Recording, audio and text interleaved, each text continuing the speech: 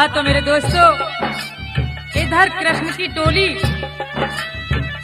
एक तरफ होली धुआंधार खेल रही है और उधर राधा और उनकी सखियां होली खेल रही हैं। तो कन्हैया जी अपनी टोली से निकल के राधा जी की टोली में चले जाते हैं चुपचाप, और वहां जाके राधा जी के करीब यानी उनके पास में जाके कहने लगे कि राधा जी सुन लो हमारी बात, तुम्हारी सखियां खेल रही हैं तुम्हारे संग होली, हमें वो अपने संग खिला लो।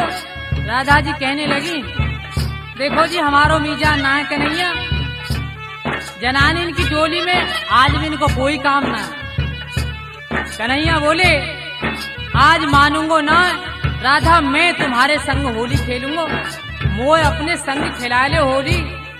तो ये कैसे कह रहे हैं जिद करके, होली है।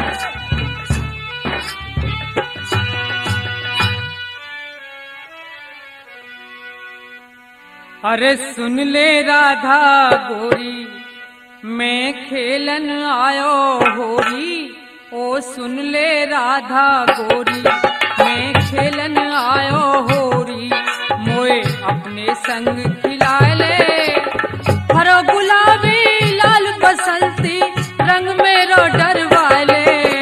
सुन ले राधा गोरी, मैं खेलन आयो होली, मोए अपने संग खिला ले, हरो गुलाबी लाल बसंती रंग मेरो डरवाले। हाय हाय सुन ले राधा गोरी, होली है।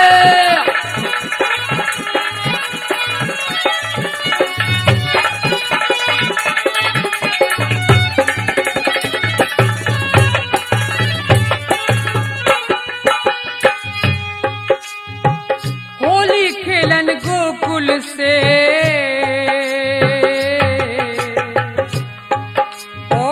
होली खेलन गोकुल से हम आए गोपी ग्वाला, बुलवाले सब सखियां राधिका, खड़ा है ये नंद लाला, नंद लाला, नंद लाला।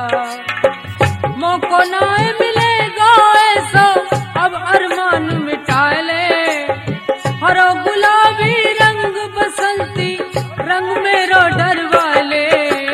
सुन ले राधा गोरी, मैं खेलन आयो होरी, मोए अपने संग खिला ले, हरो गुलाबी लाल बसंती रंग मो पे डरवाले। सुन ले राधा गोरी, होली है।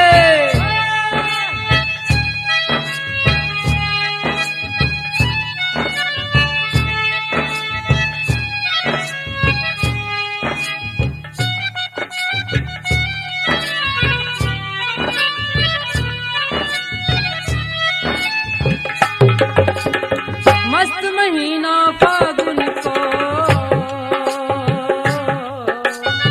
मस्त महीना फागुन को है रंग बिरंगी होली, अपने अपने घर से निकली कोई कारी कोई गोरी, कोई गोरी कोई गोरी। लाल गुलाल मेरे हाथन से माथे पे मलवाले, हरो गुलाबी रंग बसंती रंगों पे डरवाले।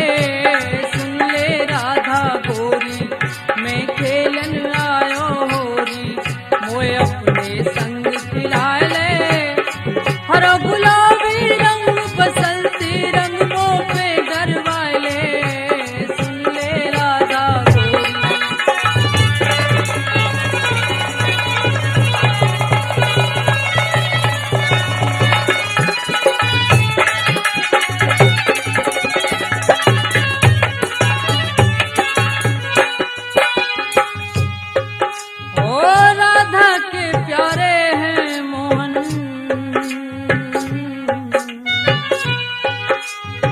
राधा के प्यारे हैं मोहन, उनकी प्यारी राधा, राधे श्याम कहे बिन रहता, नाम प्रभु का आधा है, आधा है आधा। ब्रजवासी सब मिलके